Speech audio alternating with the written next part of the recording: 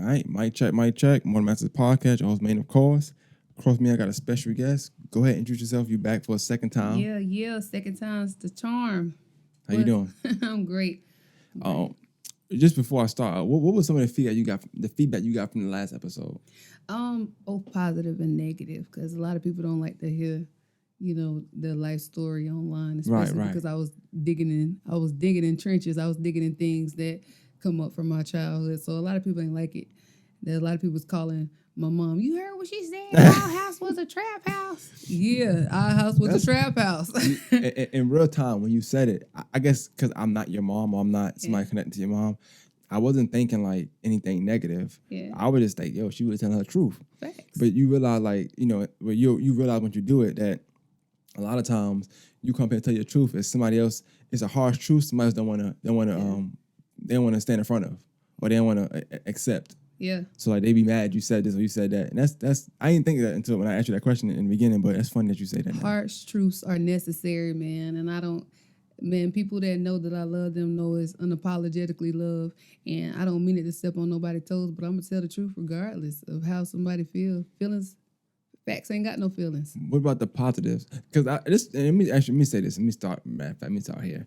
When me meeting you was at an event and you was talking about how you used to bully people. Yeah. You know what I'm saying? Also, I'm just throwing out there, you lost a lot of weight. Yeah. You know what I'm saying? I lost over 100 pounds. I didn't know that. Dang, that's crazy. Yeah. I just know you look different. You know what I'm saying? The last 3 times I've seen you look different. So your journey since then is always dope to see. But so my initial thoughts of you was like, okay, well, damn, why was she bullying people for? You know what I'm saying? What kind of lifestyle she lived that she was bullying people? So when I interviewed you, you got to think I'm seeing somebody who talked about bullying to kids at TW Josie for all things for 20 minutes. You know what I'm saying? And so my mindset of you is always different. It's always like aggressive. Yeah. I look at bullies as aggressive, And but now to see that where you come from a long way, like you just changed. Man. Total opposite. You know what I'm saying? But not that you get bullied. I'm just saying like you don't bully people. But they don't mean the beast staying inside of me. I just keep the beast tamed. There we go. See, harsh truth, right? Yeah, I stay on top of the beast. I still can get mad. I still can be petty and all that stuff. I just choose not to. I try to choose the higher road. But I think like things like that with stuff being inside of you is also the reason why people connect too. Like people can connect to you because people have that inside them as well. I agree. And they don't want to show it either, but they need to be around people like you who know how to hold it in, how to mask it, how to not discipline, bring it out when you need to. So how things been going with you as far as like dealing with the kids, dealing with I've been getting it in, and I'm so glad you even brought up that TW Josie. People don't understand how much work I've been putting in, not just on the South Carolina side, or not just in. Oh, you all over? Yeah, I even have clients in Atlanta. But I will say this: I've been putting in so much work more than I receive profit. I put in so much work because I love impact. I know that the rewards will come. But impact to see those families go from kids running away and kids just doing all type of things, parents afraid of their kids beating up their parents, all these types of things, and to see them be able to change within a year's time. Mm-hmm. And I say a year because it differs. But when you have all those crises situations where the kid is super out there, it takes work, and our parents have to understand that it's not a turnaround in a day. It's a process, but to see that's what I'm in it for. You mentioned impact. I talk about that a lot actually, because I think people think when you do stuff that's seen on social media, like to say podcast for instance. So I look at the podcast with you, right? Mm-hmm. So I'll do a podcast with somebody talking about something, whether it's a hot topic, whatever. It might get 2,000, whatever views, whatever, right? Yeah. That's cool. It looks good if I'm trying to get an advertisement or an ad or something like that. Hey, I get this many views, give me this amount of money, cool. Yeah. But then I look at one I do with you, right? And I see somebody who is struggling with whether it's discipline their child or whether it's to navigate whether their child should be on social media versus this. So I can send them your podcast. That's impact. Yeah. You know what I'm saying? Facts. Like it's podcasts that's like gonna be timeless, or that's always gonna be for this mode or this mood. Those are the podcasts I love the most because like they just live on and live on. Yeah. If something came up today about kids and tablets, I can go back to your podcast that I did with you and break it down and put a snippet out, and it's always gonna go. Agreed. You know what I'm saying? And that's why I was telling you earlier, and I think we touched on this the last time we was talking. Man, you keep grounding because you out here, man. I I'm try. telling you, you out here and you are paving the pathway for people even like me to be able to be on platforms to talk about things that are important to our community because it's more negative out there influence than there is positive influence out there. So I appreciate you. Big ups to you. Definitely. And just to piggyback on that, like I always feel like this. But sometimes the reason why you start is not always what you finish on. But if you start from a genuine purpose and it was actually valid and genuine, you should always want to stick to it. And like I started because I knew it wasn't a platform for certain people within the city.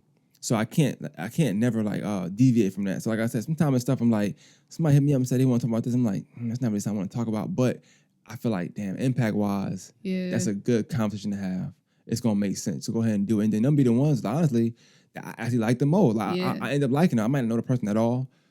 You got to think you meeting strangers sometimes, bro. Like these people are strangers, and like within a 15 minutes time, y'all opening up. They open up to each other, right? You know, so it's definitely tough. So it's a grind. I try to do it. You know, I try my best. But yeah, my goal is always to put people like you on.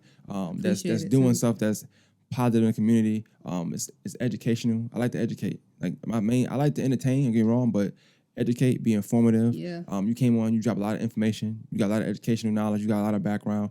Within that field. So that's always my main purpose. I'm always going to do that before anything. Before I make somebody laugh, I want to make somebody learn. Facts. Oh, I like that. Yeah, I like that. That's a little clip I can bars. You know what I'm saying? I know, yeah. MC Man. You dropping bars. But I want to get into it. You know, you got a lot of things working on right now. I am. I know it's kind of abrupt to just jump into it, but I want to get into the game conversation. I want to just jump right into it. I want to go ahead and get into it. Recently, I'm gonna just go ahead and tell you, I've had some people on the episodes, right? Who whether they rap or whatever, you know the lifestyle that come with that, right? And I'm gonna start with this question because this is probably a good way to segue into some of that stuff. So you are from a certain cloth. I know that. All right, that cloth that we're from. It comes with a lot of rules and its own kind of regulations for whatever case may be, right? Whatever that gang life or that poverty life, whatever, come with that. So what I asked somebody was, because I started to think, you get older, you start thinking, people be dying, people get killed. And so I asked one guy, I said, well, you know, how do you feel when, you know, somebody let's say it's your gang, let's just say it, from your gang or whatever, or your group, whatever, your posse, your boys, and they pass away, they die from the hands of something. And I say, you know, y'all have this pack, you know, it's happened to you, they got to deal with me. So I said, what happens when y'all don't do that? What happens when y'all don't stand on that? What happens when... Most of them don't. And that's why I asked the question. So I ain't get out of flack, but people call me asking, saying, they got this thing called slide now. I guess it's when you go... Slide. It's a Chicago term. I guess sliding is like... Ain't no Chicago dudes around here. The music, man. You just blame the music. But... Lord. Somebody asked me, like, why you keep asking people why they ain't slide for their man? I said, I'm not asking that, but the question I'm asking is raising, like, hey, you do all this thinking that I'm living up to this gang. I'm representing for this gang. Whether it's a block, a neighborhood that we don't own, that we not part of, whatever, that's going to be around, whether, you know, we there or not. All that stuff. And then a person something happens because of this talk, all this stuff that we perpetuating. And something happens, you die. And your friends go on. They just go to the next thing. Yeah. You know, so I was asking them these questions. Let me tell you something. And I'm you know, I'm all about harsh truths, but I'm gonna be careful how I word things because I don't want the people that I love to be affected by what I say, but that doesn't stop me from telling the truth. So I'm not saying nobody, and matter of fact, the older cats from where I'm from, it ain't no gang mentality. They was mostly hustlers, dope boys. A lot of them ended up turning their drug business into a legit businesses. So shout out to them. But it's these younger boys, the ones who ain't got no respect. And I heard you say something about street rules. They don't care about no street rules. They don't care. Ain't no rules no more, Yeah, they have no respect. They don't even respect the people that's over them. So it's them that come in and causing, like, people like my brother, the ones who used to be the dope boys and all that stuff, who finally turned their life around to get killed, innocently get killed because of their ignorance. You get what I'm saying? So they're shooting up houses and doing all these things, but not now. One, I'm trying to be careful because I don't know for certain, but now one of them offered or still offers to help either his mother, my brother's mother, or my sister take care of their kids. Not none of them. And none of them slid or slided or whatever you want to call. And that's the thing. So and these are the same people that watch us or watch their partners get out of jail. And instead of taking them to get a job application, they give them drugs to go sell or get them things to do, continue the illegal path, because they ain't none of them trying to change. And that's why in my organization, as I was telling you, I have twofold mission. My mission is to get and help as many people as I can. My duty is to retrain the mindset of the youth from street life to heat life. And I use that through parent coaching, behavior modification strategies, counseling services, character development, and trade skills, and all those things and resources. But at the end of the day, for the ones who are around here killing people, kids, breaking their houses, selling dope on the corners, getting locked up, period. And that's why I do the Protect the Block campaign.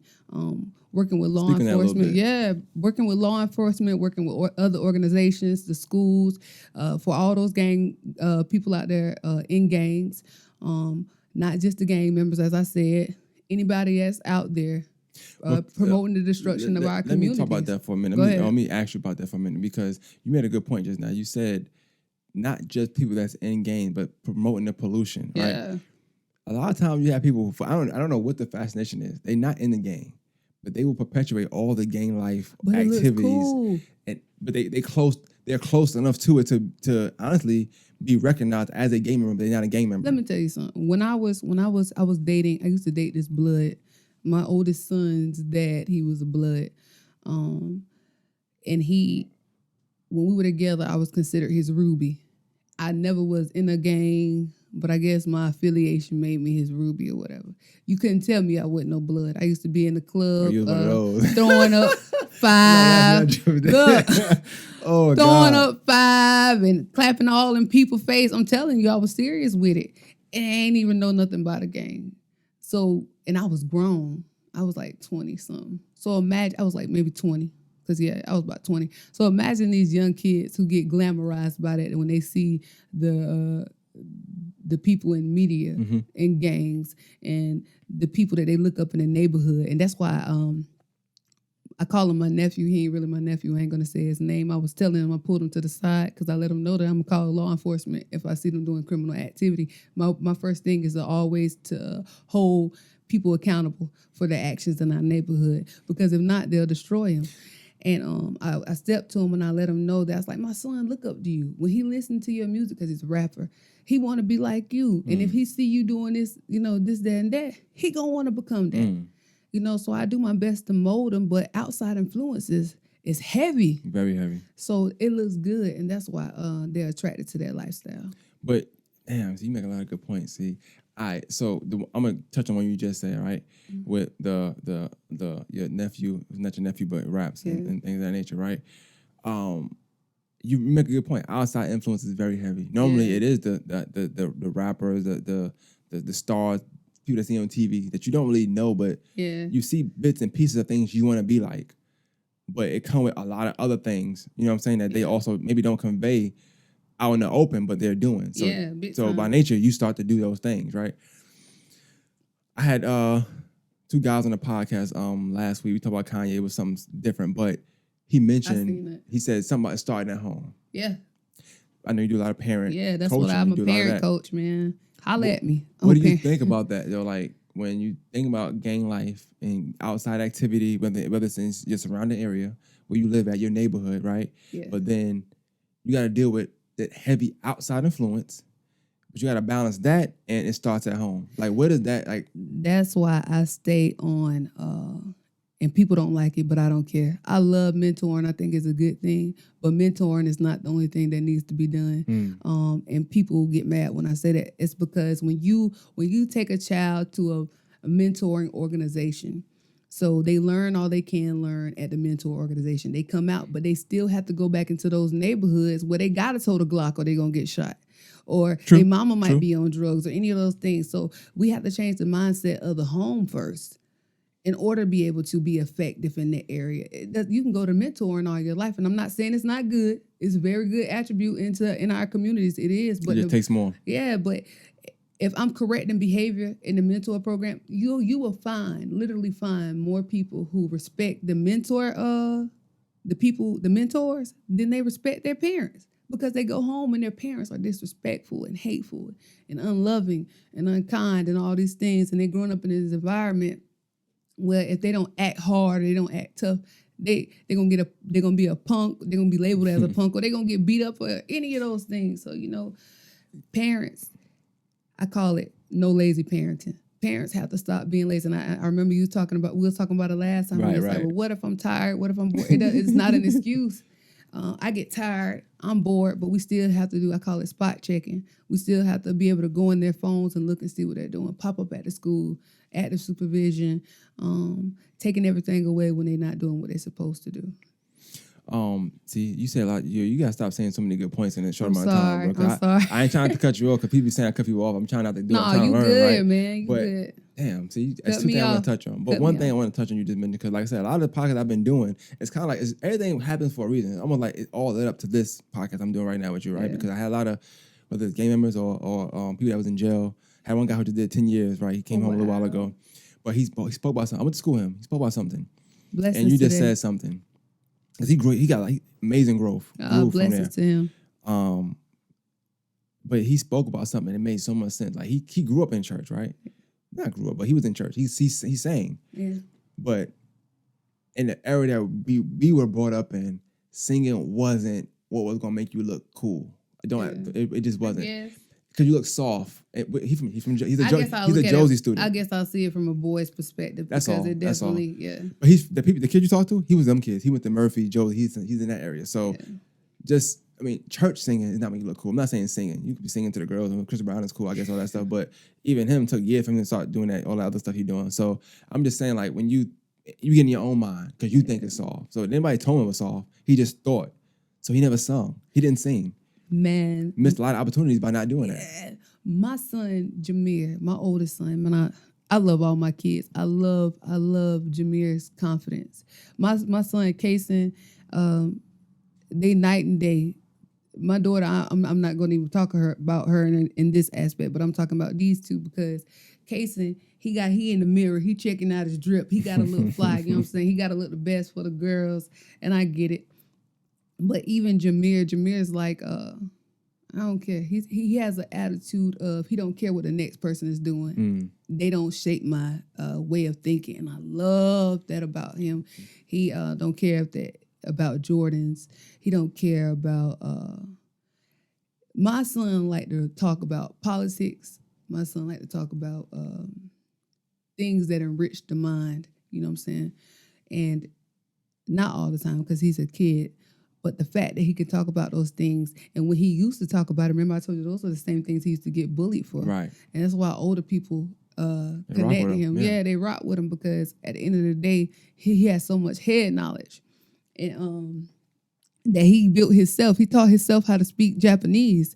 That's dope. Yeah, man. And so what I'm saying is that he's not influenced by outsiders, but so many children are influenced by outsiders, and it's easy to go to the left, you know what I'm saying? So, straight away. Yeah, it's easy straight away. And I bring that point up because towards the end of the episode, we talked about all the things he could have did that he's doing now. As a grown man, he's singing. He's doing music. I'm like, well, he actually started in jail. So I'm like, you was doing something. You wasn't doing something on the outside because of how you may be perceived as weak. But then you went somewhere you had to be as strong as you ever had to be. And you just heard, I said, that's just, but you talking about 12 versus 21. I think he was 20 when he went there. I think he was 17, 18 when he went to jail. So it's so many people who miss their purpose because they worry about what other people think. I told myself I'm no longer worrying about what people think. And I mean that because I'm a minister as well. So I mean that in my ministerial life as well. Church people can be some of the meanest people it is. And outside people can be some of the meanest people it is. And if we always worrying about other people's opinion instead of what God told you to do, you'll be stressed out. So that's one of the things that me instilling confidence in my kids, instilling confidence in the kids, any kid that come towards me, any kids that come a part of my organization, instilling confidence in parents. It's so many parents who don't know the power that they possess. They don't even have confidence in themselves, and that's why you see a lot of times their kid being that way. So, I'm gonna ask you this, I guess, before we get into it, we're gonna get into what advice would you give parents that I'm not saying lack confidence, so to speak, but are at a standstill what they do with their kids, about maybe their behavior, like, and it could be young kids, whatever, but their behavior just like to them, it's like they feel like it's a possibility to go down a path that they want them to go down. Yeah. How do you kind of nip it early on? I was just about to say prevention is the biggest thing. Parents that normally come to me, they wait until it get in the crisis situation where they're doing things like running away, suicide, joining gangs, and all that stuff. But in the beginning, we have to stop those laughing when they're cussing or laughing when they're hitting us and type things, or doing anything inappropriate. But see, our culture tells us that that's okay. You know what I'm saying? Our culture, I remember like certain things I don't let my kids do that their little cousins them do, especially when it comes to using the N-word. Throwing up game. Yeah, man. Like my little cousins, because we from 421, they throw up 421 game. Nah, we not throwing up no 421. Y'all ain't even from 421. I'm from Gloverville. Y'all ain't even from there. Y'all ain't throwing up nothing. Because at the end of the day, ain't the new 421 gang, that's what they call themselves. They ain't doing nothing but destroying our neighborhoods. You know what I'm saying? And when I push this issue, they don't like it. Not just, they love me.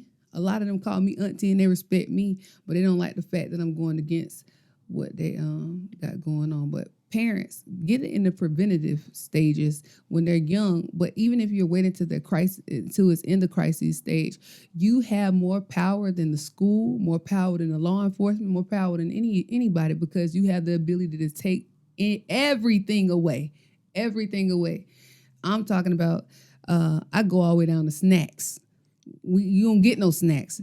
All you are required by law to give them food and water, a roof over their head, and clothes on their back. I go down to one outfit a week. Who you playing with?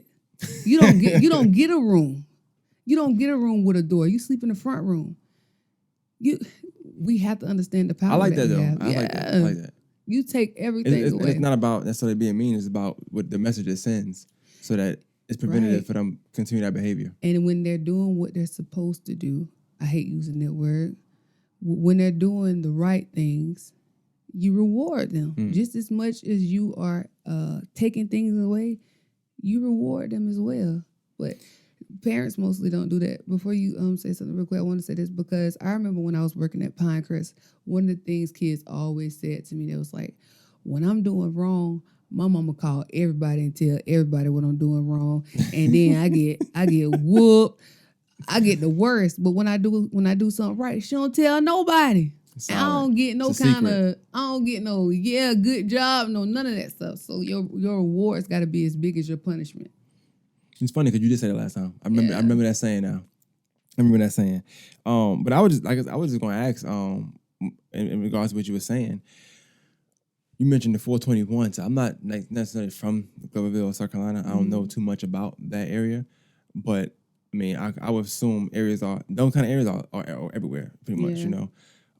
So I want to ask, I guess the first question, and you can tell me how you want to answer it, but the main issue, not the main, but the issues or issue you have with gangs. Go ahead and tell me that. What's the issue? My brother got killed because of a gang. That's my biggest issue. These kids around here are dying because of gangs. Gangs are destroying and bullying our communities. Gangs are causing way more harm in our communities. Kids are at 13, 14 years old, kids are losing their lives to gangs.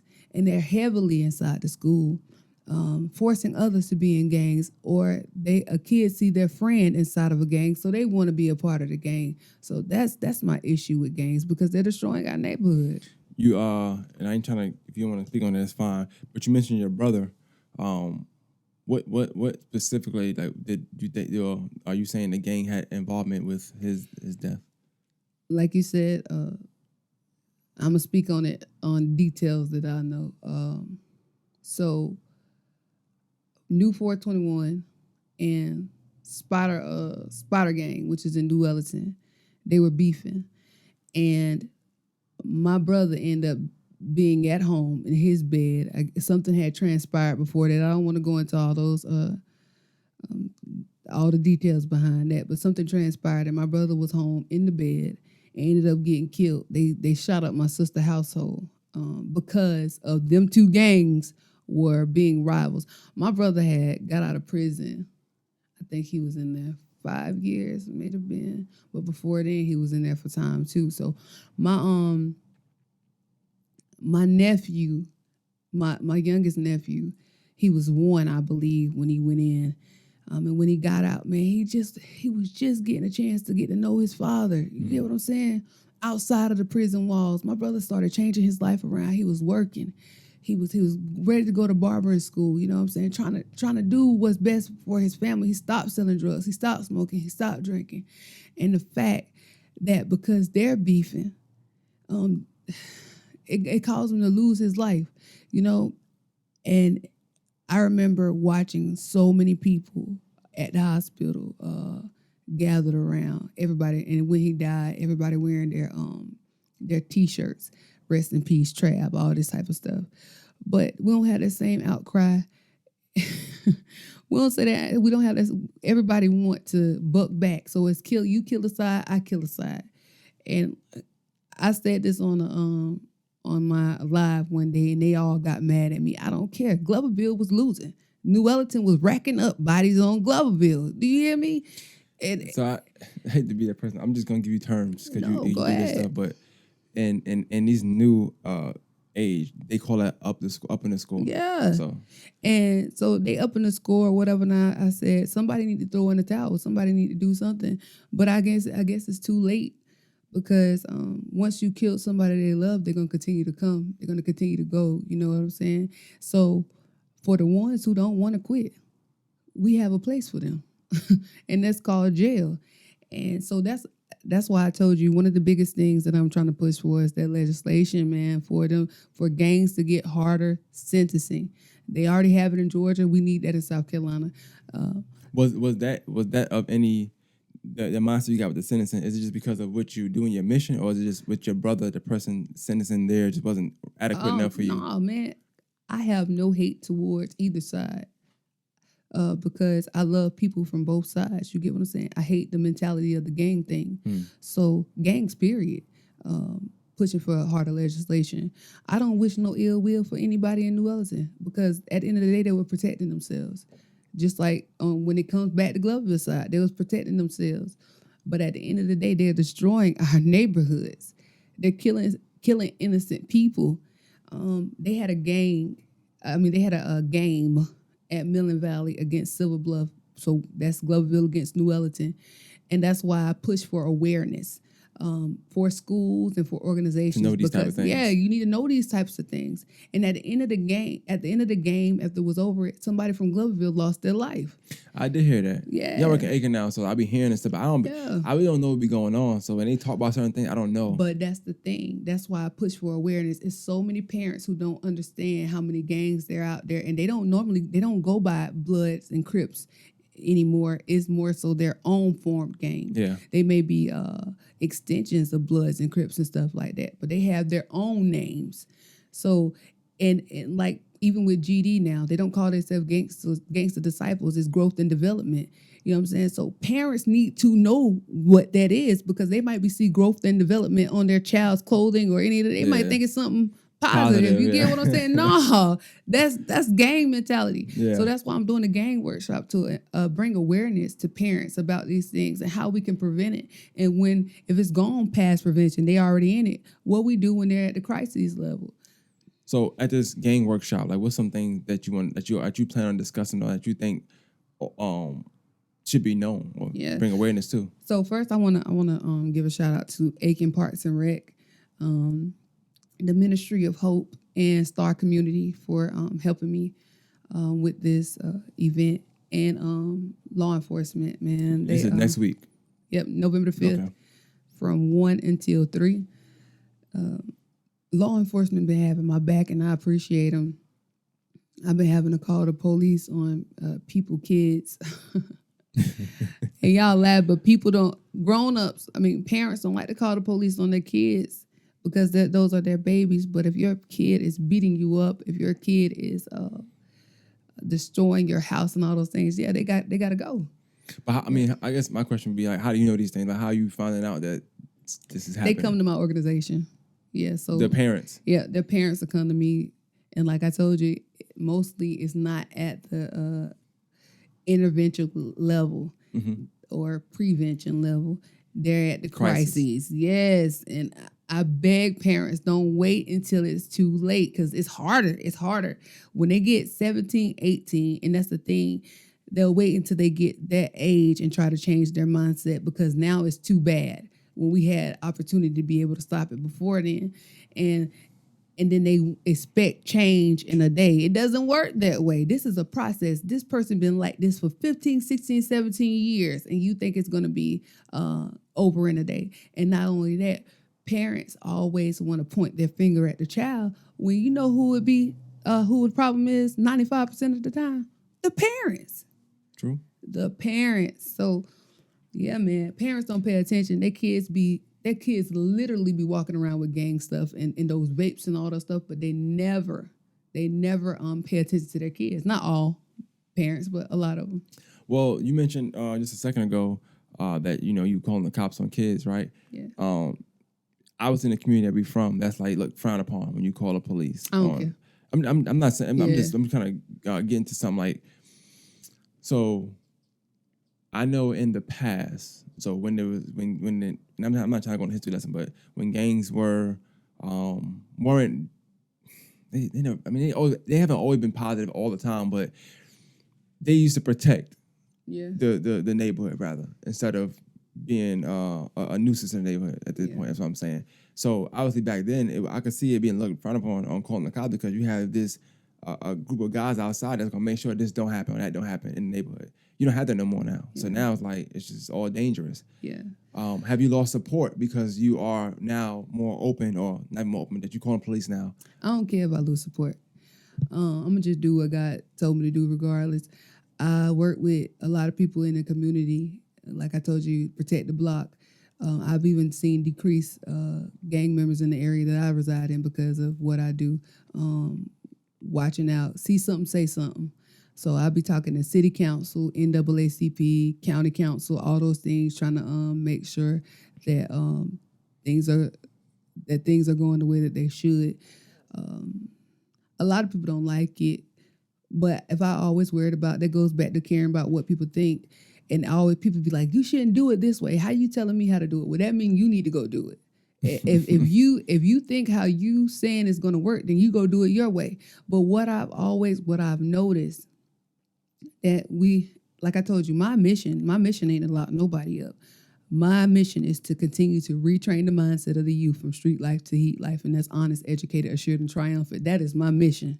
But I told you I'm twofold as well. For the ones who are out there and they refuse to stop killing, stop selling drugs in our neighborhoods, and do all those things, that's where law enforcement comes in. And as you know, I used to work with juvenile arbitration, so right. I've always aimed for trying to keep kids out of jail. But truth be told, some of them need to go. If people don't like to hear that, I can't make people like that. How important though is the message? Because like when you say this, when you talk right now, I don't know if you've seen this. I don't know if you know who this is or if you're familiar with this guy, but it's a Dr. Umar clip. Oh, I love Dr. Umar. He's on stage. He's younger at the time. He's on stage. He like, everybody can't go with us. Everybody ain't gonna make it. But he go like, some of them gonna go to jail or they're gonna die. Like, and that was his message. Obviously, it was a point in time when he was saying some wild stuff that he was just joking. But the message you're saying is kind of on the same level. Like, I don't want to send people to jail, but some people are gonna have to go. Like, it's in their. They're destined to go to jail because of they're not gonna listen. They're not gonna take this message. My mission is to help with Black families. Of course, other races as well, but I'm Black. So home is first. Home is first, man. The home team is first. We are dying. 1 in 3 males go to jail in their life, go to prison in their life. And over 4.25 million families in this are single mother households. Why? And I got so much flack for that because of how our mothers are raising our children. There are no fathers in the home. And I'm not saying there are no strong mothers. Please don't disagree with that.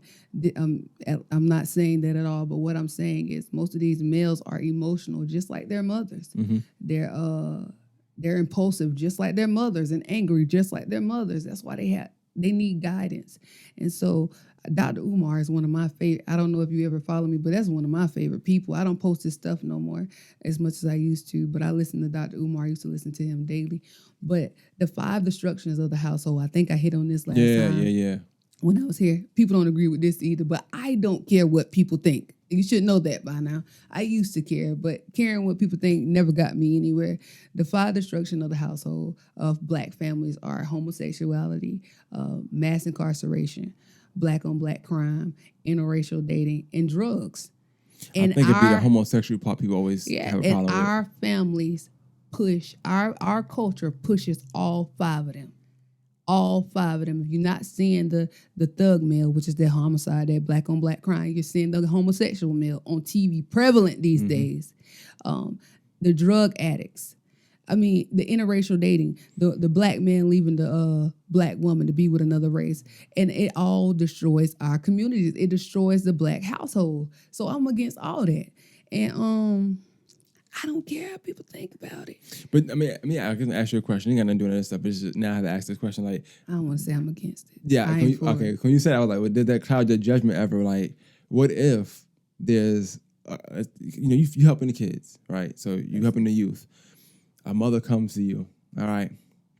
Not even say the mother comes to you. You helping the youth, but the kid has a Black dad with a white mom. You think I'm gonna stop helping people just because they got a white mom and a Black daddy? I hope not. I don't think so. But I'm just asking, like, could you say that you're against it? Like, is that something that you like? I just want the mindset to change that we can build together. Okay. I would never. I'm pro people. Period. And that's why I retracted what I said. I don't know if you heard. I don't want to say I'm against it. I don't hate people.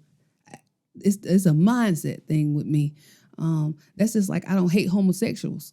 But the stuff you're saying, I don't think that's wrong. Yeah, you just saying but what facts. I'm saying is I don't hate homosexuals. I hate the lifestyle because the lifestyle helped the building of Black families. Do you understand? Not just Black families, a white family, because homosexuals can't have kids. And I ain't trying to go too deep in that because I know you got a podcast to have. No, that makes sense though. But yeah, even with Black on Black crime, I don't hate the young Black boys and the young Black girls who are out here doing it. I hate the mindset of it because it's calling destruction of the Black family. Any one of those old names. I don't hate crackheads, but they're destroying the probabilities of having a strong Black family. Do you understand what I'm saying? Makes sense. Any of those things that I just named are. It makes the Black family not be able to grow and prosper. So I'm against it in the sense of that. For those reasons. I don't hate people. I love people regardless of color. And I think that's what draws people to me. I have a nephew on, I ain't gonna say which side, but they know what side. I have a nephew who's gay. And he's told me several times that I accept him more than any other Christian that he's ever met. You know why? Because we can be some of the most hateful people. I don't hate people. Like God doesn't hate people. God hates the sin. I hate the mentality, and that's why I help to retrain the mindset. No, I definitely understand. I think that when you say what you say, the 5 weapons of mass destruction? What you say? How you said it? 5 weapons of mass destruction. I don't know. I'm just going. Is that what you said? We can call it that. We can call it that. Hey, we got to know. Don't put that on me. Don't put that on me. I ain't getting into that. 5 destructions of the Black families. People hear it, and without the explanation, at first, of course, they're like, "Whoa, why this?" And then when you tell them, even the first time you tell them, they're like, "Whoa!" But then when you explain it deeper, you gotta do that. So now I think I put that clip out. And people like the clip when I put that clip out. So like it wasn't. I thought it would get some backlash. I didn't get none from it. I didn't. When I said why she said that, it was just like okay, I understand what you mean when you say that, based on your thought process behind everything. But so, do you think that there's because we talk about a lot of things like it started at home. Okay, the parents doing this, which I do think sometimes to a T. Like, what do you like? How do you measure when a parent has done all they can do, but it doesn't help? Oh, because when we say start at home, I feel like it makes parents think they failed at something. I've run in. Listen, there's no such thing as a perfect parent. Shout out to all the parents who are doing their hardest, their best to make sure their kids are getting the things that they need, the resources, the tools, all those things that they need to be successful. I've ran into parents who have tried literally everything, and depending on their age, they don't qualify for things. So a lot of kids, first of all, you got to be 16 to go to Youth Challenge. And the thing is, Youth Challenge, you have to volunteer to go. So a parent can't force you to go. You have to volunteer. So even with DJJ, there's so many things that goes with that in order for them to go to DJJ. So some parents just be literally at wit's end on what to do. And that's when that you've reached that crises mode. And that's where I step in. I have parents. I have like 4 or 5 parents that's with me right now that's in crises mode. And so we went from seeing kids not going to school to starting to go to school. Kids hitting their parents to now not hitting their parents. It's just all I can tell you is, if you need help with behavior modification strategies, is to come hit me up, regardless what side of the border you are on. Because I hear parents say, I done tried everything. But sometimes it's the factor of it is consistency. Because sometimes parents may try things 2-3 times and they see it's not working. They give up. Right. Nah, we don't compromise with kids. And so many parents are being told that by mental health professionals to compromise. Nah, we don't compromise. We don't compromise standard. If I say be in this house at 10, I mean be in the house at 10. So one of the things that I tell parents with that, even with that, if they're not in the house at 10, a lot of people might not like this. And I'm talking about those unruly teenagers. I'm not talking about the ones who just this happened one time. 13-year-old I'm talking about something that. So for this example, I'm talking about unruly children. So the ones who are constantly missing curfew, when it gets 10 o'clock and you close that door, you call the police and count them as a runaway. It's up to police to do their job to find your child, and if they're banging on that door, you call the police. Hey, I have a child that not I have a child, but somebody's banging at my door. Can you guys come see who it is? The police will show up. So you just keep... Yeah. The police will show up on your child. And that's documentation.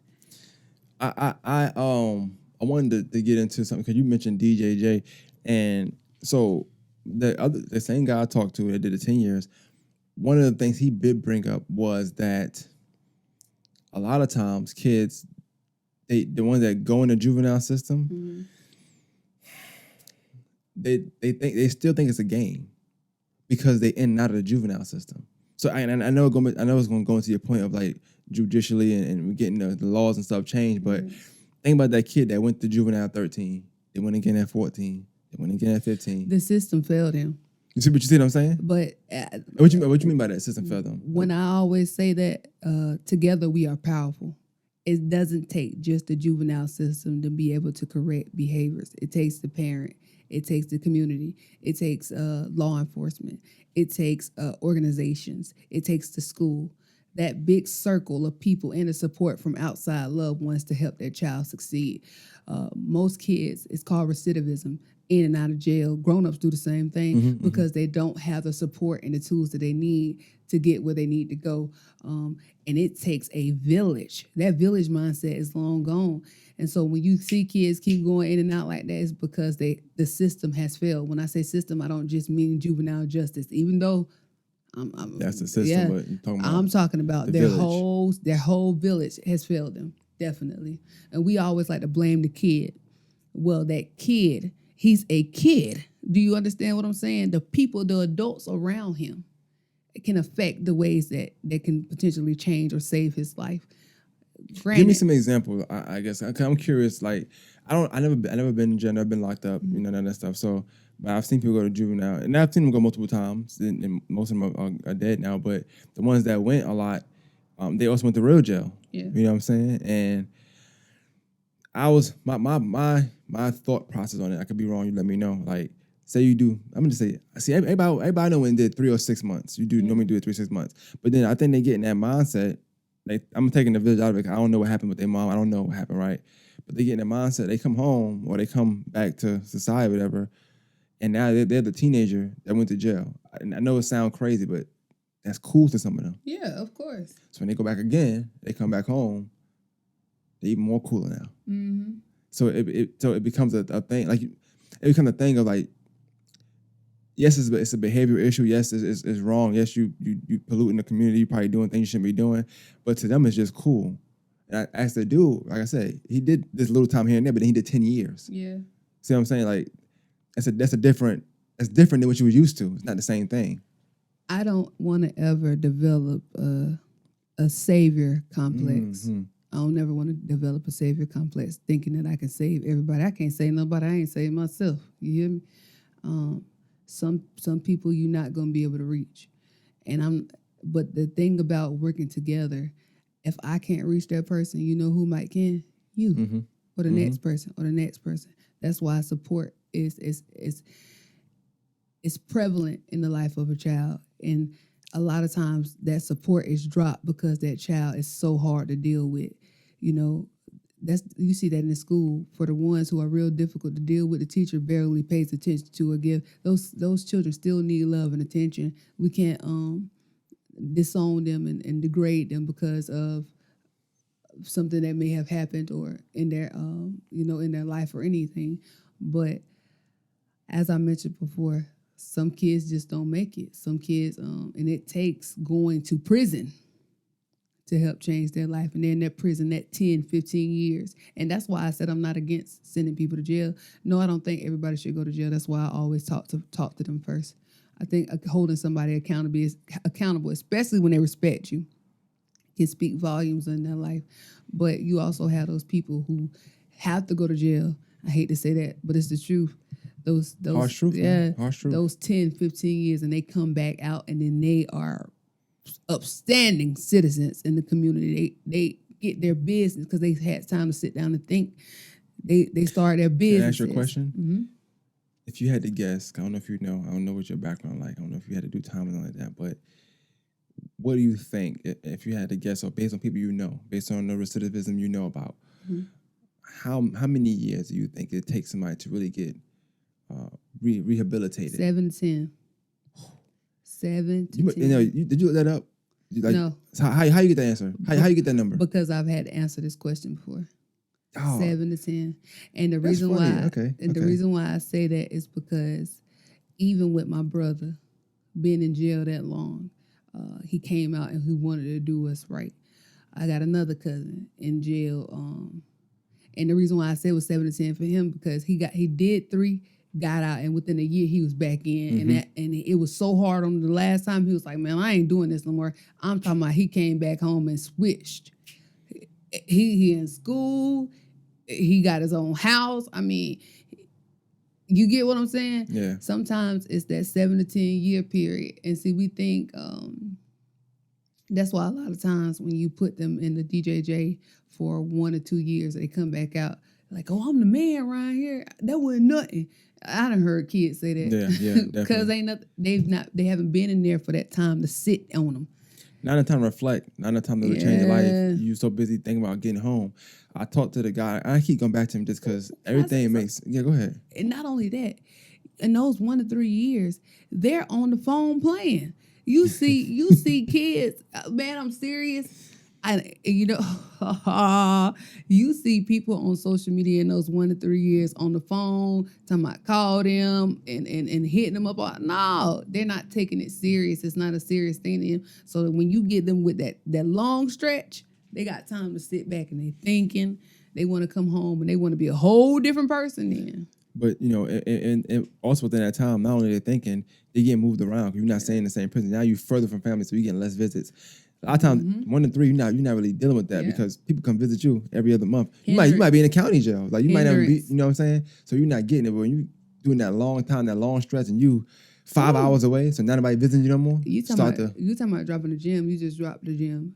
family can be the biggest hindrance to your development. Family can make or break you, and I realize mean that. Talk about Even when God was telling Abraham, get out of your country, get away from your family, that mindset of your family wanting you to be one way when you're supposed to be a whole different way, when God has purposed you for something else, or even they're enabling you. And I think we do that too much as a family. We enable because, and that's why our communities are the way they are, because we don't hold our people accountable. Because they're our cousins, we don't want to call the police on them. Because we love them, we don't want to tell them they can't hang out in front of our house and all that stuff. Nah, we enable their destruction to our communities. And so what I wonder what that falls under, because you mentioned a bunch of things that hurts the Black community. I wonder where does enabling fall under that. I feel like that would be a very high ranking thing, definitely, and if not number one. But in all those areas, you can be enabled. True. All those areas that I name, in all that can have to be all things under enabling. Yeah. It could be those things. Yeah, okay, man. You can enable. Like, I see so many kids, especially now. And the crazy thing is, not necessarily, but kind of sort of, our kids are either, especially our boys, have to choose from either being gay or being a thug in this area that we live in. I'm telling you, because both are so pushed. And so we enable by letting that, when I'm going to go to the thug first, letting him do what he wants to do, stay out as long as he want to stay out, throw up those gang signs. I tell parents all the time about letting the kids throw up gang signs and pictures, and they'll post them. Like, so they'll be back to school. They'll do back to school photos, and they throwing up gang signs. You don't want your child to be known for that. 5 years from now, like, what's going into him? Yeah. Well, I can show you a picture 5 years ago when you was doing it. Right. I always think that starts it to me. But when parents see that, they should correct that behavior. Most parents don't, because they are the ones who push their lifestyle and that behavior. So, and even on the homosexual side, I called my sister one time on my nephew because he was propped up on the on the toilet. You know how the little girls do. This ain't no disrespect. I hope she know I love her. She know I ain't saying this out of no ill will. But I seen him making like a little girly pose, and he is a homosexual. I don't care if you gay or not. You ain't finna be doing all that, bent all over on Facebook. Come on, man. So a lot of people think because he's gay, we're gonna, he has individual rights. We need to promote. Nah. And my sister, she's like, nah, you not doing that. So, and that's what I love about her, because she embraced him being homosexual, but she ain't finna let him do whatever he want to do. Within like in all your ministries and things you talk about, right? Have you ever like came across any kids that you feel as though you can not necessarily save them, but you can change them, but they are being enabled at home, or they are being forced to be something they want to be? Like, maybe they're being forced to be this tough guy, but they don't want to be tough. They want to be regular. They ain't trying to be soft, but they just want to be themselves. Yeah. They got potential to be something different, but because of family ties, because of whatever's going on at home, they are being pushed to be something they don't want to be. I remember I had a class, a student, and I was talking to him about character. And he told me, he said, Ms. Dominique, you saying that like we don't want to change. We got to go outside, and if we act like that, we going to get beat up. Mm-hmm. And but that dawned on me, you know what I'm saying? That's why I still talk about mentoring now. I was like, that dawned on me. There are going to be kids, and I approach all kids the same, and I think that's why they end up respecting me. I love them. I love the heck out of them, but I'm going to be strict and firm with them too. I'm very direct. I don't play no games, but at the same time, I'm loving, I'm kind. I want to be that one. You want to go play basketball? Let's go shoot. Let's go shoot basketball. You want to go do this? Let's go do this. It has to be a combination of the two, of love and discipline, in order to reach anybody. But as we mentioned before, some of them just ain't going to gravitate towards it. And I'm hoping that the ones that I can't reach, somebody else can reach. I try not to have that savior complex at all. Mm-hmm. I ain't trying to save nobody. I'm just trying to help. When you I know we talking about a lot of things, but when you do think about the gang culture, what is a reason you think is it's been unsuccessful as far as like in our community, but it's been successful as far as like what they're doing as far as turning down a community? Why do you think the gang culture is so successful in that right now? Like as far as being able to have these killings, have these murders, breaking Because down we don't community? talk. Because we don't talk. That's why. I as much as I stay on law enforcement about doing their job, because I stay on them too, but people don't see that. All they see is the other side, and so they have something negative to say. But I stay on law enforcement as well about doing their job as policing our communities. But the one of the biggest hindrance between law enforcement and Black communities is we want murder solved, but we don't want to say nothing. And the 9 times out of 10 is because we know that person. So how can law enforcement do their job if we don't want to say nothing? And then the opposite end is why you want me to tell on somebody, but those people could come kill me. You ain't gonna have my back, law enforcement, because you don't even come in our communities unless you locking us up. Right. So man, I'm telling you, it's like pulling an elephant up a hill. I've been going back. See something, say something. That's the biggest things that I say. It look like it's 2 people got the answers, but neither one of them are. Neither one of them want to step in and work together. See something, so say they might something. work against each other then. So is it? I mean, have you seen that with like police maybe not doing the best community policing they can be doing, Big time. and then the community not doing the best community policing they could be doing? Police, not all of them, might come to a situation where they ain't gonna talk anyway. They ain't gonna say nothing anyway. That mindset. What we doing? Yeah. I have ran, especially when I've been getting it to talk about, because it's our culture, man. Our culture is so against us, and we don't understand that. But I hear when I push for police officers to do more community policing in South Carolina, I always hear that. Well, we've tried everything. Well, we've tried. I hear parents say the same thing. We've tried. That's the negative mentality to me, because there's always more than one way to skin a cat. And I told you, consistency breeds change. Right. So if we work together, there is no I team to me. I talked about this earlier today, and I said it's something on a tangent I was talking about, but I think this applies to a lot of things. A lot of times people say they tried everything, like you said, right? But very seldom do people use all their resources. Oh, of course. So there's no way you could tell me you tried everything. Let's say the inner Gloverville area. You tried everything. All right, what did you call? Did they call you? No. Well, you ain't tried everything then. Not saying you're gonna be the thing to save them, but like, did you try all the mental? Did you try all that? So you ain't trying all the resources, but here you are quitting, giving up, saying, I've tried everything, but you really haven't. I'm gonna be careful how I say this, because I know it's with excluding people, some people. So shout out to the people who do rock with me. My own hood don't rock with me. Because you call the cops?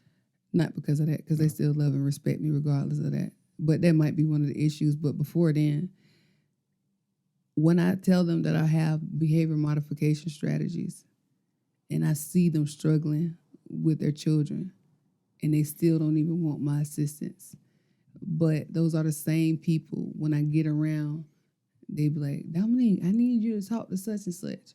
But they don't want my services, as far as they don't want to pay for my services. Got you. Okay, there we go. They, I was like, they we want, getting okay. They, there we go. That's there what we I go. mean. There we go.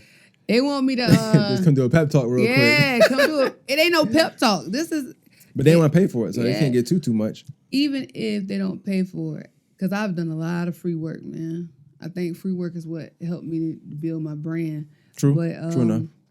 But the fact is, I have free conferences. I have free, a lot of free things. And a lot of people from my hood, family included, don't even come. You know what I'm saying? But these are the same ones who want me to help discipline their child. I got to call Dom. Dom got to do this. Dom got to do that.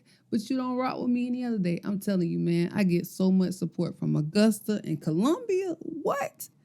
I know they're cities, so like I told you, I even got some clients in Atlanta who want behavior modification. They need it. I'm a parent. I need it. But in my area, I don't really get no love like that. You know, a lot of times you get a lot of support from things furthest around you than the closest around you. Just how it goes.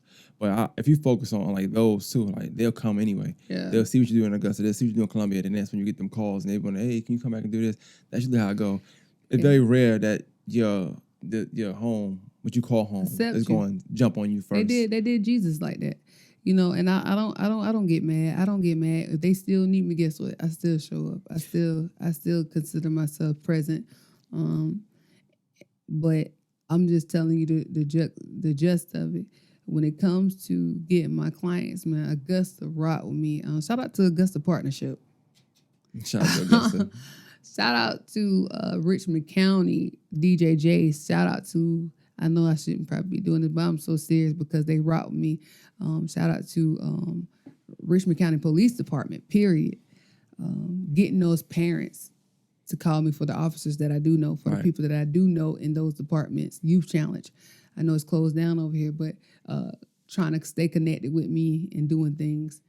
But Columbia is another thing. Columbia Youth Challenge, Columbia Resources, Deputy Monica Parker, all them, man, when I tell you, Dominique. So I feel no ways about the ones that's close to me not doing it because I still have clients. But obviously, I'm pretty sure, you want to help everybody, but it would be it'd probably be somewhat a different field to help your community. It's just probably something you just want to do. Like, I hate to compare it, but I know people talk about championships or these sports, right? So like LeBron, he went to Miami, he won 2 championships, right? But I guarantee the one in Cleveland mean more to him. Yeah, I agree. You know what I'm saying? It means more to you. My nephew, the one who I was talking about, he's not really my nephew, but he told me, he said, Auntie, when I was getting on him and I was letting him know that I'm going to call the police if they're doing illegal activities, he said, listen, Auntie, I don't understand what you're doing, but I respect what you're doing. He said, I know you love me, and you're the only one out here doing this. And I'm going to keep being the one. I don't want to be the only one. I'm going to keep calling the police. I'm going to keep working with law enforcement. I'm going to keep getting as many kids off the streets positively. I don't want them all to go to jail. So I'm going to keep with the character development and the trade skills. Because if you got good character development, that's your customer service. Mm-hmm. If you learn a trade, you put those two together, you learn your own trade, you can work for yourself. You ain't got to work for nobody. That's what I want to build. I want to build young business minded people. And the thing about it is, if they could sell drugs, they can have their own business. They just need guidance in the financial aspects of it. So, man, listen. Like I said, I don't claim to be able to save anybody, but my goal is to retrain the mindset of the youth from street life to heat life. How do you plan? Like, I know you mentioned the legal side of things. How do you want to or plan to attack them giving out, whether it be longer sentences or maybe not giving bonds out for certain crimes? Yeah. Because you shouted out Augusta, but like I said, I'm here, so I only know what's going on here, really, right? And I'm not putting anybody on the spot. So I don't want to say this out loud, but it was so. I don't know if you remember last year, a little girl got killed in Southside. I remember that. Okay. I used to stay in Southside. You told me that. One of the problems with that particular case was that the people that they are saying did it had originally had a murder charge the year before that. Mm-hmm. So when you talk about things like the legal side of things, not getting bond, not letting people out, like actually, you think about, that's one of them things where you say the system failed them. Yeah, because man. Had this person been behind bars because of what he did earlier and not just free roaming, maybe, I don't know. No, maybe you good. that don't happen. November the 8th is upon us. This is why we should vote. Everybody has a right, unless you have your reasons why you don't have your right, and we know what some of those are, to vote. Everybody should be voting. This is why, because the judges and the people that we have in these systems, regardless if you call the police and the police writes a ticket or puts you in jail, the judge, we was just talking about this, they ultimately decide. What goes on in that courtroom decides your punishment. So we have people who have committed murders and then get out, and then they're back out committing murders. Well, you need to hold those judges accountable. That person doesn't need to be in office, or whoever else, But whether it be the solicitors or any of that. DA, though. Like I feel like they always try to blame the DA, not the judge. Or DAs, solicitors, who else? Even anybody. Even when it comes to the school district, we need to be, whether it be the board. See, all this go back to what you're saying to me as far as like the system, because yeah, man. I'm a criminal justice major, so I do know enough to know like Okay, that's my minor. Go ahead. I'm trying. I do know nothing though. Like the DA, they hands do be tied on certain things. If you don't have the evidence to really do, you can't do nothing. You can. That's why if we say the system fails, but like it's all twofold because you can give them. Then people get mad when you say, "Hey, I got him on a manslaughter charge," right? But you couldn't get him on murder. But that is why when we know something, that's my point. So like when you say the system failed, like so somebody would have said something early, But so I get that people, citizens, at least my uncle, like everybody got these rules. So like, how do you suggest the mindset? We get the mindset of, okay, I'm not saying nothing, because you got people that have them, that they got that mentality. It ain't not in the gang culture. They just feel like that because that's our culture. But that's our culture. You don't snitch. But well, it's snitching if you it's not snitching if you're a civilian, a citizen. Bump that civilian or snitching means you telling on somebody to keep yourself out of trouble. That's what snitching. True. But we have coined the term for snitching is just for telling on people. Nah, if you know something that especially that could possibly cause somebody to be convicted, why not tell? But we have that stupid thing embedded in our culture that we shouldn't say something. Nah, so they can keep going around killing people, and then you mad when it's somebody that you love. No. So I only ask this because I want to make sure I'm clear. What you mean when you say like not the civilian citizen thing? So like if it's somebody that's in that lifestyle. So say you rob people. Let's say you do that. Mm-hmm. You rob people. That's what you do. So you may have to shoot somebody who, I don't know, you're a stick-up kid. You're saying like they see something, they need to say something too. They not though. Because because the karma, they think that I might get told on as well, and because they're part of their lifestyle. I mean, that's only why I said civilian. I'm only saying civilian citizen because I'm thinking about people who won't tell. That probably you understand why they won't tell because they in their lifestyle. I take that back. We think people just because they're in a lifestyle they don't tell, they be telling. Oh, definitely. Don't get me started on that, please. That's a whole different. Man, I got a cousin. I got a cousin that just got told on by another one of my cousins. You hear me? And and also telling ain't always just you saying it. It's just you telling the cop, hey, this is what happened, and now that leads them to go investigate that person a little more. Yeah. A lot of people don't told not on paper. People think that because you told, you gotta be on paper. No, you can tell. And then say I tell you, hey, XYZ killed that person. Yeah. You go investigate XYZ. You're not saying that I said it, but because I told you that, now you know what to look for. You know what to look at. So it's like all that plays a factor. But I was just curious because like, okay, I do know that people won't tell if they in that lifestyle. Can I go a little deeper? Definitely, they tell on themselves. They tell on themselves. They be all on social media posting what they do, what they tell, what they sell, and they rap lyrics, all that stuff, man. They tell on themselves. So that's a good question. I'm glad you said that. So like if I feel like how we talk sometimes, it seems like it's easy to break this gang culture up. It's not. But because they tell a lot of things they do. They talk about a lot of things they do. But mindset is powerful, man. Go ahead. So do you think we just need deeper laws? I'm not saying I'm advocating for a certain thing or not, but like laws like, I remember at one point people wouldn't even wear flags because they felt like that would consider you to be in gang activity, so they wouldn't wear them. Mm-hmm. So like, should it be where they redefine what gang activity is, and should that be a crime? Because just because a crime hasn't happened yet, if you're in gang activity and gangs are causing crimes, wouldn't that technically speaking be crimes? I hope I'm answering your question when I say this. They got laws saying that you're supposed to stop at a stop sign, but people still go past the stop sign. Laws only set the precedent of what you're not supposed to do. That doesn't stop people from doing it. So regardless, these things are going to continue to happen. It's all about mindset. That person has to be willing to change and wanting to change their mindset, period. That's like me and you in this room. You went from, you had to develop your podcast. Yeah, you may have started off with, I don't know, with a computer and that's it. But you didn't stay stagnant. Mm-hmm. Your mind kept moving to where you wanted to achieve. So if we do not, as a community, have a better mindset, and I mean as a community, like in your neighborhood, to want to stop gangs. See, we only want to stop it when they're killing people. So once they're back, when nothing's going on, we don't have that mindset anymore. That's why you see all the we need to stop killing, we need to stop the violence things on Facebook and stuff like that when a death occurs. But after that, nobody talks.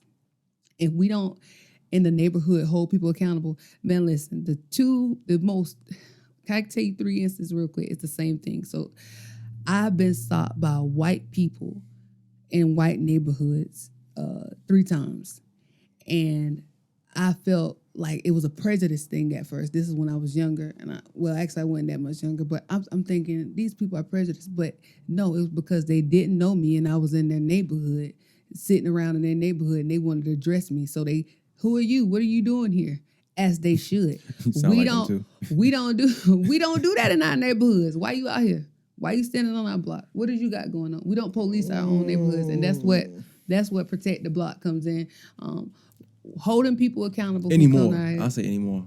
They used to be a thing. Yep. And one of the things I talk about is the old lady. You remember how every neighborhood had one. The old lady who ain't let nobody come in her yard. You better not stand by her yard. And regardless of what level of thuggery you were considered, you knew not to mess with that old lady, because that old lady was gonna call the police. You respect her to that sense. We don't do that no more.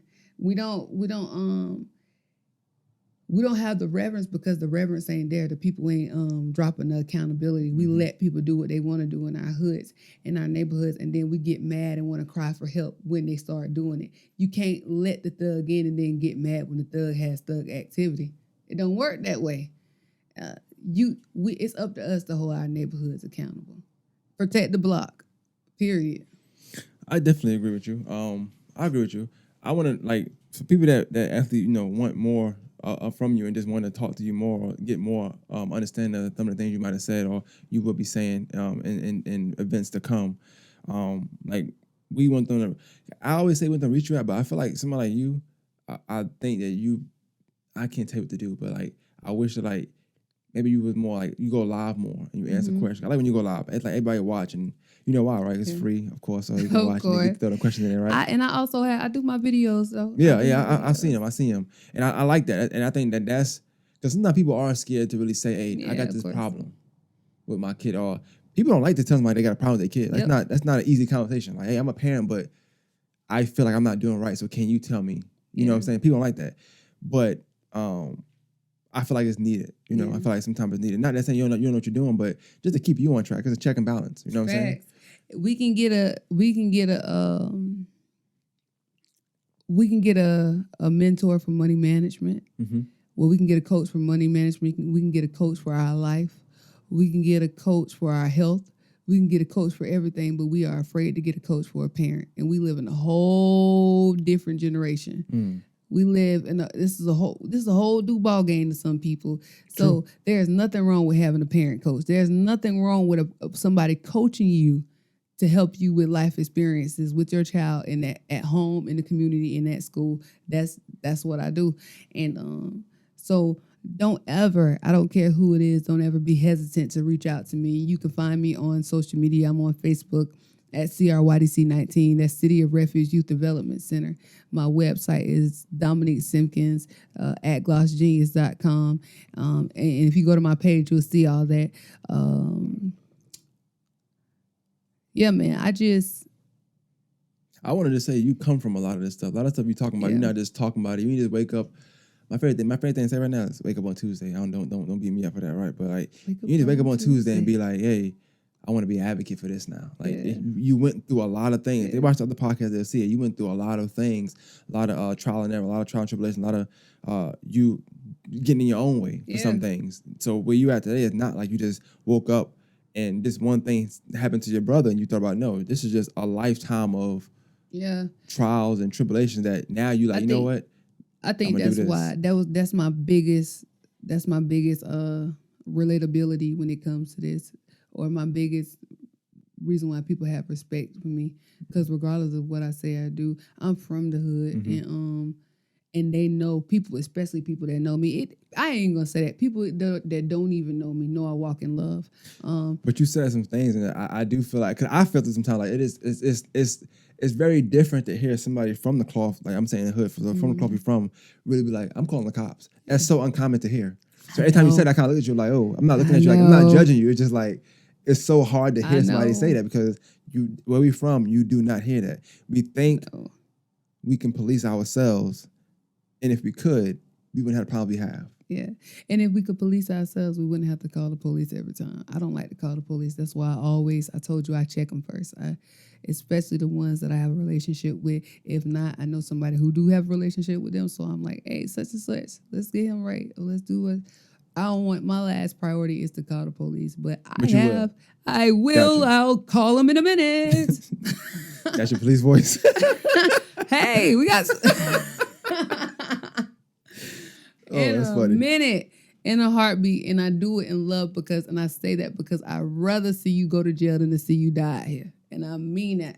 I'd rather see you go to jail and locked up in prison. You do your 7 to 10 than whether you die out here in these streets. You said it so regular. You did 7 to 10. But you know what, in all seriousness, I know we're going to end it, but in all seriousness, one of my best friends, I always talk about it. I don't talk about it too much in depth, but God bless his dad.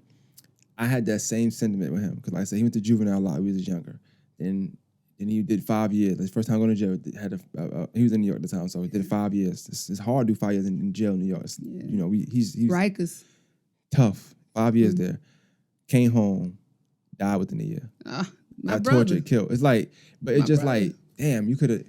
I wish you would just stayed in jail. I feel like you were safer in jail, and that's what I don't want for people. I don't want to feel like it speaks a lot to the environment that we in, or what we up against when you feel like your friend, your loved one, your family member is safer in jail than in this world. I am not just like this with outside people. I'm like this in general. My family, my son, my oldest son, he got into a situation at school. I had told him don't take. He got in trouble at home, so I told him he better not take those Pokemon cards to school. He was banned from Pokemon cards. That might seem like to y'all, but he loved Pokemon cards at this time. You gotta do. So I took the Pokemon cards from him. He ended up sneaking them, taking them to school.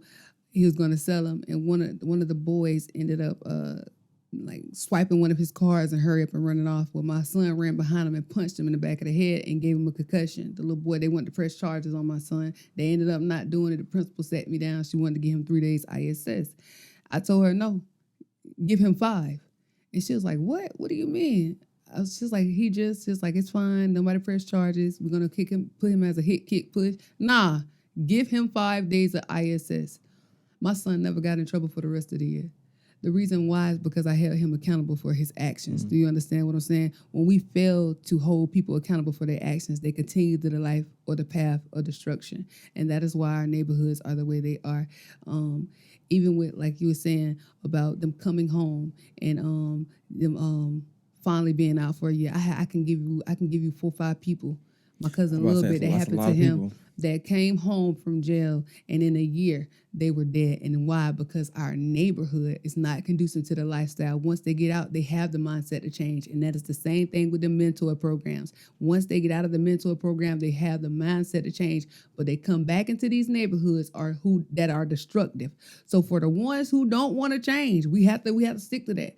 We're going to call the police on them because they are causing the ones who want to change to be destroyed in the process. Nah, they need to go to jail. They need to do that 7 to 10. You think that should be like a mandatory sentence? Just 7 to 10? 10. Like whatever you do, 7 to 10. No, not everything. Nah, you got to do 7 to 10 for the smallest thing. Nah. Still a piece of bubble gum, 7 to 10. They won't do it again, innit? Oh, you messed up. I don't want nobody to go to jail if they don't have to, but I'm with you on that. I don't want nobody to go to jail if they have to. Change. It is tough.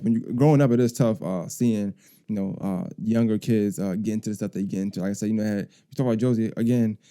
They had their homecoming. Kids shot it up for whatever reason. I know we more behind it, but that ain't for me to know or for me to spill out. That's just it happened. So it's like, why? You got old people out there. You got young people out there. You got kids out there, but you got kids shooting. Yeah, really tough to deal with and to explain. I guarantee you, somebody knew about it and knew that was going to happen, but they didn't say anything. I don't even know the story fully, but I guarantee you that kid told somebody else, especially one of his homeboys. But we don't speak up. We don't say anything. Because we are part of that lifestyle. I think about what you said. From what I heard about a lot of things, a lot of shootings at least involving kids. I seen a lot of older guys, older G's, we rather call it, telling parents, hey, grab your kid's phone. It's in the group chats. So apparently this stuff be talked about before, but it's there, and they saying pretty much a lot of the shootings that we've been hearing about is everybody catching so quick because it's right there in the group chat. It's right there. Like they texting like, hey, when I see you, I'm gonna. Can I give a a tip before I go? Yeah, give it out. Listen, parents, active supervision is the key. Pop up at the schools. That way, if they're wearing something different than what they had at the house, you would know. Making sure that they at the school. A lot of kids' parents don't check. We call it power school in South Carolina. Checking their grades, checking their attendance. If you let them go to a location, say for instance they go into a party, you pop up at that party. Active supervision. You want to see what your child is doing, regardless of what they're telling you that they're doing. We trust our kids too much. You want to check that phone. You want to check stuff that's in their room. You listen. You police your house. Period. You call it whatever you want to call it, but that way you are cutting down the chances of them being at risk for joining gangs or doing things that you never knew they were going to do. Some kids be having sex at 9 years old, and parents don't know because they don't check phones, they don't check YouTube history, they don't check Google history, they don't check. They got this app called Discord where kids be on there. It's like a social media platform for children, and they be having, man, I'm telling you, they have so much stuff in there. What they be talking about? Check, check, check. That's all I can tell you. Active supervision. I don't care how tired you are. That's not an excuse. I don't care how if you had a long day and you ready to eat. Spend time with your kids. Talk to your kids. Pick their brain. Ask them harsh truths. Like what we're talking about today. Ask them some harsh truths and pick their brain and see what they're talking about. But active supervision is key. That's dope. I'm gonna use that clip first. I like that. That's dope. I like that. Hey man, this was dope. I love talking to you. I hope that you're able to continue to make heavy strides in the community on both sides of the border, Atlanta, all over. I'm pretty sure in no time you'll be doing this. That's all you're gonna be doing. Probably hard to contact. You're gonna be doing so much good work. So I definitely appreciate you stopping by. I know you had a busy day. I know you tried to get here in time, so I appreciate you for that. Yeah, man. Anything you need from me, let me know. You know what I'm saying? If I can do it, let me know. Good? I'm good. I appreciate it.